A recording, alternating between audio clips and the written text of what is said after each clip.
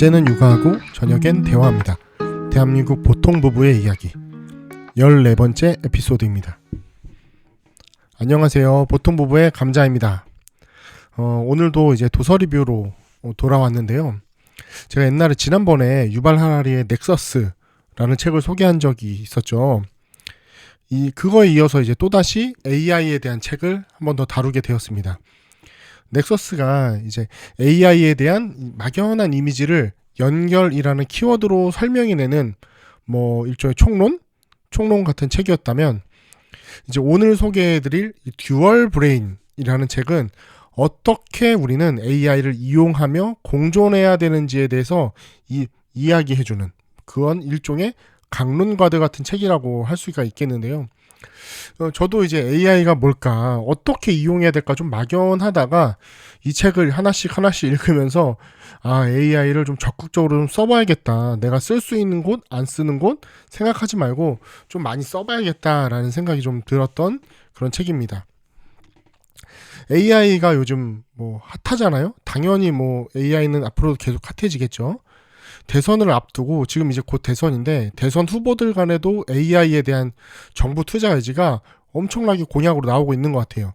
저기 민주당 같은 경우에는 이제 100조, AI에 100조를 투자하겠다라는 얘기도 나오고, 국민의힘 같은 경우에는 20만 명을 양성하겠다라고 하는 이야기도 나오죠. 어쨌든 얼마나 근시일 내에 AI가 우리한테 깊숙이 들어올지는 모르겠지만, 어쨌든 AI와 우리가 공존하게 될 것은 좀 분명해 보여요. 여기서 이제 계속 제가 AI라고 말씀을 드릴 텐데, 여기서 AI는 생성형 AI, 즉 인간의 창작 활동을 돕는 AI를 말씀드리는 거예요. 챗GPT 같은 거 있죠? 그런 예를 말씀드리는 겁니다. 어쨌든 미래가 분명히 정해져 있을 때 우리는 그렇다면 어떻게 AI와 함께 살아가야 될지 좀 분명히 인지를 해야 할 것 같습니다. 잠깐 이제 소개를 하나 해드리면, 이제 한빛미디어 박태웅 의장님이라고 이제 AI의 좀 선두주자시죠. 많이 인터뷰도 하시고 하는 걸 본 적이 있는데, 좀 기억에 남는 말이 있었어요. 어떤 거였냐면, 아쉽게도 우리나라가 AI를 그렇게 선도하지도 않고 AI를 적극적으로 활용하는 축도 아니라고 얘기를 하더라고요. 제 아내는 이제 로키 씨는 개발자라서, 개발자 직군들은 대부분 AI를 사용하거든요. 너무너무 쉽대요. 코딩 하면 입력하면 바로 코딩 자재장 나온다고 하더라고요. 근데 이런 개발자 직군을 제외하고 일반 국민들 속에 얼마나 AI가 들어왔나. 여기서 AI는 핸드폰에 박혀있는 AI 이런 거 말고 생성형 AI를 얘기하는 것 다시 한번 말씀드립니다. 얼마나 우리 국민들의 삶에 들어왔나 생각을 하면 조금 먼 것 같아요. 저만 해도 단순히 챗GPT를 검색 엔진 정도로 이용하고 있거든요. 온라인에서 뭔가를 찾으려면 검색하고 거기 쭉 나와 있는 것들 중에 필요한 자료 정리하고 합치고 하죠. 예를 들어 이재명 후보와 김문수 후보 대선 토론, 첫 번째 대선 토론의 장단점을 얘기해줘 라고 하면 챗GPT는 쫙 장점 단점들을 쫙 정리를 해주죠. 근데 그렇지 않고 우리가 일반으로 검색을 하면 따로따로 검색을 한 다음에 저희가 이제 요약 정리해서 취합본을 만들어야 되는 거잖아요. 그 귀찮은 과정을 챗GPT가 이제 한 번에 해주니까 그런 것들은 매우 편한데, 이제 단순한 검색 엔진용으로 사용하는 것은 문제가 있다고 생각을 합니다. 그럼 어떻게 해야 다른 나라들은 AI를 그렇게 선도를 하고, AI가 다른 나라 선도하는 건 너무 당연하죠. 벌써 중국만 해도 딥시크라고 하는 AI가 나왔고, 미국에는 당연히 챗GPT가 있고, 근데 저희 나라는 아직 좀 그런 부분이 좀 아쉬운 것 같아요. 좀 선도하는 나라가 되었으면 좋겠다라는 마음입니다. 자, 다시 계속해서 이 책으로 들어가서, 이 책의 저자가 이선몰릭이라고 하는 교수인데, 이제 AI를 개발하는 전문가는 아니에요. 그런데 이 사람이 어떻게 AI에 대한 책을 썼느냐, 이 책과 매우 비슷한데, 이분이 챗GPT가 처음 나온 순간부터 AI를 이용해서 일을 해나가는 방식, 이분은 특히 교육에 관심이 있었는데 교육에 접목시켜서 해나가는 방법, 이런 연구들을 굉장히 많이 하셨다고 해요. 그러니까 다시 말하면 AI 개발 전문가가 아니라 사용법 전문가인 셈이죠. 그렇기 때문에 오히려 좀 신뢰가 가는 면이 있어요. 이 책이 이제 사용법에 대한 얘기입니다. 아까 제가 초반에 강론이라고 얘기했지만, 그렇다고 이거를 실용서처럼 전공책에서 실용서처럼 디테일하게 이건 어떻게 이용하세요, 어떻게 이용하세요 이런 얘기를 하는 건 아니에요. 좀 두루뭉술이한 면도 있는데 그래도 AI를 이런 방식으로 자기는 사용하니 여러분 많이 사용해 보세요 라고 하는 내 얘기들을 계속하고 있습니다. 우선 책에서는 AI를 이용할 때 이선몰릭 교수 작가가 이야기하는 원칙들을 좀 소개하고 있는데 한 4가지 정도 소개하고 있는데 그 중에 한 2가지 정도만 제가 오늘 말씀을 드릴게요. 먼저 첫 번째는 작업할 때 항상 AI를 초대하라 라고 하는 원칙입니다. 이게 뭐냐면 쓸모가 있어 보이건 없어 보이건 지속적으로 이용하는 노력이 필요하다라고 하는 건데요. 이게 무슨 얘기냐면 작가는 AI를 공동 작업자, 공동 지능 이렇게 표현을 하는데 자주 이용하면서 AI의 약점 그리고 강점에 익숙해지면서 업무 능력을 키워나가게 된다는 거예요. 이게 얼핏 들으면 근데 별것 아닌 얘기거든요. 그러니까 계속 써봐라 하는 얘기는 누구나 할 수 있는 얘기잖아요. 근데 약간 다른 점이 있습니다. 사용해야 할 곳 아닌 곳들을 계속 써보면서 고민하고 한계를 확장하라는 거예요. AI가 지금 막 나오고 있지만 이게 지금 초기 모델인 셈이잖아요. 앞으로도 계속해서 발달할 건데 AI와 함께 한계를 확인해 가며 함께 성장하고 발달하라 라는 취지의 이야기로 저는 읽었습니다. 여러분이 상상하는 것보다 훨씬 그리고 상상하지 못하는 것까지도 사용할 방법을 한번 찾아봐라 라는 거죠.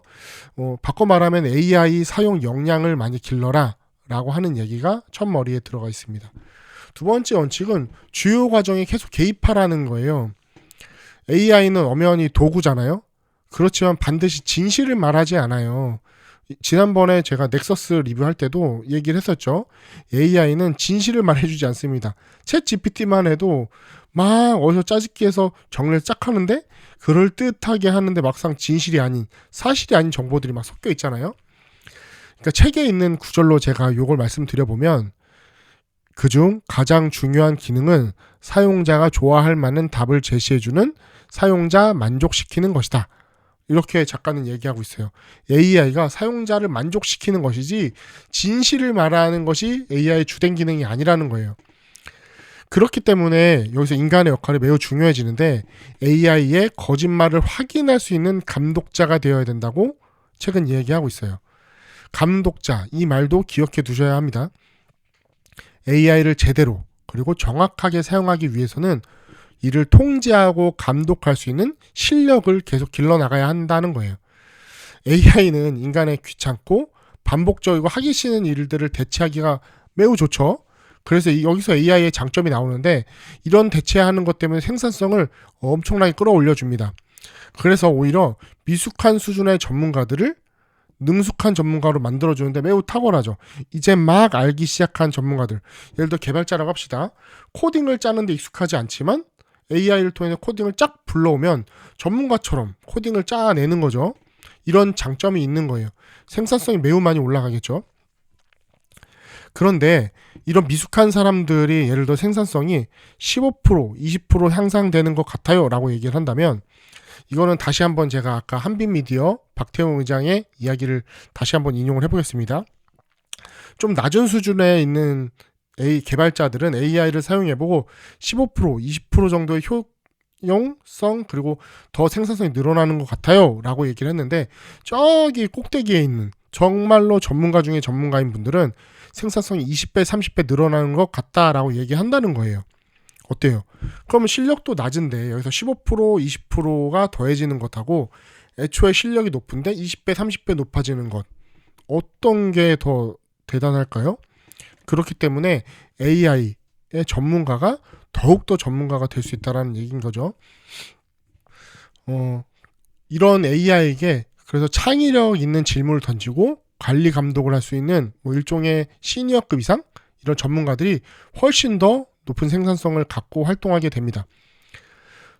그 이유는 질문을 더 구체적으로 디테일하게 할 수 있잖아요. AI라는 도구가 어떤 질문을 하느냐에 따라 대답을 해주는 거잖아요. 훨씬 더 창의력 있는 질문들을 할 수 있는 기술자들이 아무래도 더 디테일한 답들을 얻을 수 있다라고 하는 겁니다. 이런 원칙들을 잠깐 소개해드려 봤는데요. 이제 AI 사용했던 이분의 경험, 뭐 간단한 사례들을 좀 설명을 해드리도록 하겠습니다. 제가 느끼기에 좀 특징적이었던 것들이 있는데 재밌었던 거는 AI가 창의력이 부족할 거다 라고 하는 제가 갖고 있는 통념과 달리 AI는 오히려 무척 창의적이며 그런 일에 적합하다고 작가는 얘기를 하고 있어요. 그러면서 예로 와톤스쿨 얘기를 해주는데 그곳의 가장 유명한 혁신 수업에서 AI가 학생보다 더 발명을 많이 해나고 있다고 합니다. 그도 생각해보면 그도 그렇게 창의력이라는 게 없는 것에서 만드는 것이 아니라 기존의 것들을 다른 방식으로 보는 거기 때문에 AI에게 질문만 제대로 해줄 수 있다면 충분히 창의력일 수 있는 것 같아요. 또 재밌는 점은 작가는 AI가 사람이 아니지만 사람과 유사한 사고방식을 가진다고도 해서 사람과 어떤 점이 닮아 있는지에 대해서 책에서 엄청나게 많은 분량을 할애하고 있는데요. 어쨌든 작가는 상황에 맞게 AI에게 인격을 부여해서 질문을 하면 더 좋은 답을 얻을 수 있다. 이렇게 얘기를 하고 있어요. 뭐 예를 들어서 뭐 이를테면 AI 챗GPT한테 네가 20년 된 하나 이글스 팬 민호라고 한번 이름을 붙여본다면 오늘 있었던 투수 운용에 대해서 어떻게 생각해? 이렇게 묻는다는 거예요. 그 전에는 오늘 있었던 투수 운용에 대해서 평가해줘 라고 하는 대답을 한 것과 이 AI에게 인격을 부여하고 어떤 장면을 부여해서 설명하게 하는 것이 훨씬 더 풍부하고 풍성하고 좀 재밌는 답들이 나온다고 하는 거죠. 또 이제 재밌었던 이야기를 소개해 보자면 교실 장면을 바꿔놓는다는 이야기를 하고 있어요. AI가 잘하는 일이 요약하고 정리하는 일이잖아요. 근데 뭐 예를 들어 대학교만 생각해도 교수님들이 과제를 내주는 것들이 웬만하면 보고서, 뭐 어떤 데는 독후감이기도 하고 그런 것들을 정리하는 거잖아요. 이런 것들을 만약에 AI한테 부탁해서 학생이 정리했다라고 합시다. 그걸 발견할 수 있을까요? 이건 AI가 했는지 안 했는지 찾아내는 게 매우 어려운 일일 것 같아요. 그래서 작가는 과제가 사라지는 세상이 올 것이다 라고 이렇게 얘기를 하고 있어요. 그래서 교실에서도 장면 전환이 필요하다. AI를 잘 사용하기 위해서는 기존과 완전 다른 패러다임의 수업 양식이 필요하다. 이렇게 얘기를 하고 있는데 일종의 거꾸로 교실을 얘기하는 거예요. 여기서 정확히 거꾸로 교실의 예를 들고 있는데 강의식 수업을 하고 과제를 내는 방식의 이제 과거가 아니라 학생들이 먼저 동영상이나 여러 가지 자료를 통해서 개념을 먼저 배우고 오게 하고 교실에서는 협업 토론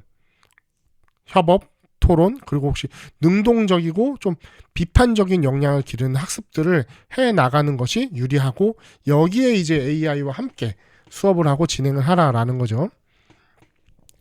여기 책에서는 LLM이라는 용어가 굉장히 자주 나오는데 이제 AI에서는 무척 익숙한 용어인데 모르시는 분들을 위해서 다시 한번 소개를 해드릴게요. LLM이라는 것은 일종의 AI가 학습하는 방법이에요. 언어를 학습할 때 단어 단위로 학습하는 것이 아니라 앞뒤 문맥과 같이 이제 학습을 하는 건데 예를 들어 좋아라고 하는 단어면 뒤 앞에 나는 무엇이 사과가 좋아, 딸기가 좋아 이런 식으로 같이 연결되는 방식 이런 말뭉치 단위로 AI가 학습을 하는 거예요.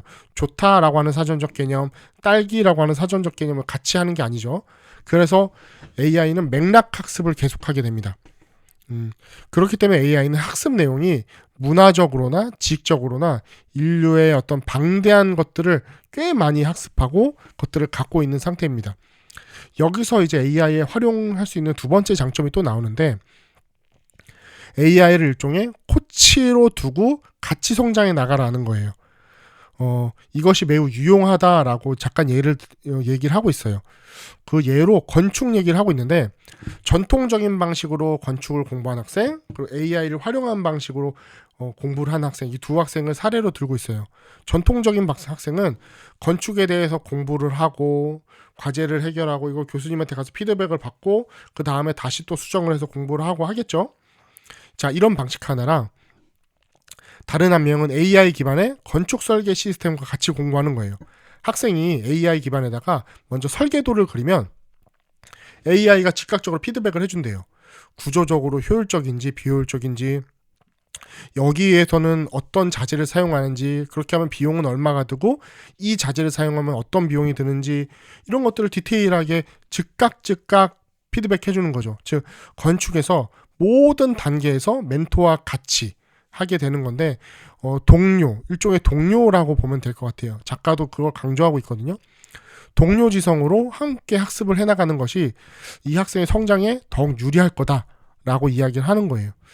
저도 무척 맞는 말 같아요. 여기서 건축에 대한 AI 얘기했지만 제가 인터넷에서 찾아봐도 지금 우리가 사용하는 것 외에 엄청나게 많은 종류의 AI, 생성형 AI들이 나와 있어요. 거의 모든 분야에 있어서 AI가 나와 있다 해도 과언이 아니죠.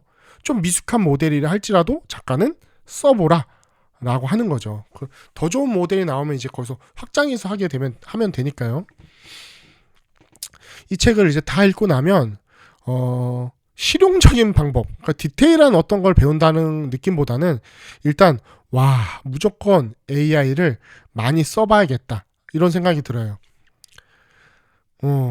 예를 들어 제가 유튜브를 하고 있진 않은데 지금 이렇게 녹음하는 것들을 어떤 생성형 AI 프로그램에 딱 넣으면 이제 거기서 제 말에 따라 장면들이 쭉 만들어져서 녹음이 딱 되는 거죠. 그걸 유튜브에 딱 올리면 되고요. 실제로 그렇게 많이 하시는 분들도 많이 있잖아요. 이렇게 다양한 분야의 AI를 좀 많이 써봐야겠다 이런 생각이 들었습니다. 작가는 지금 우리가 사용하는 AI 프로그램이 가장 낮은 수준이라고 얘기를 해요. 즉 계속 발전해 나가니까 더 좋은 것들이 나올 거다 이런 얘기를 하죠. 여기까지 얘기를 하니까 한편으로는 좀 피곤한 느낌도 좀 드는데요. 왜 그러냐면 이제 기술을 계속해서 따라잡아야 할 것 같은 그런 생각이 들기 때문이죠. 인류에게 이제 새로운 기술이 딱 하고 등장을 하면 많은 변화가 일어납니다. 예를 들어서 산업혁명이 딱 일어나면 봉건 제도는 그 산업혁명에 어울리지 않는 제도잖아요. 그 사람들이 알아서 시간 내에 제도를 바꾸고 혁명을 일으키게 된다는 겁니다. 뭐 그 양상에 어울리지 않고 인식도 바뀌기 때문이죠. AI도 너무나도 큰 변화기 때문에 분명 우리 사회의 모습을 크게 바꿔놓을 거라고 추측하고 있어요. 엄청나게 높은 생산성을 가져다 주는 반면에 또 엄청나게 많은 일자리를 뺏어가겠죠.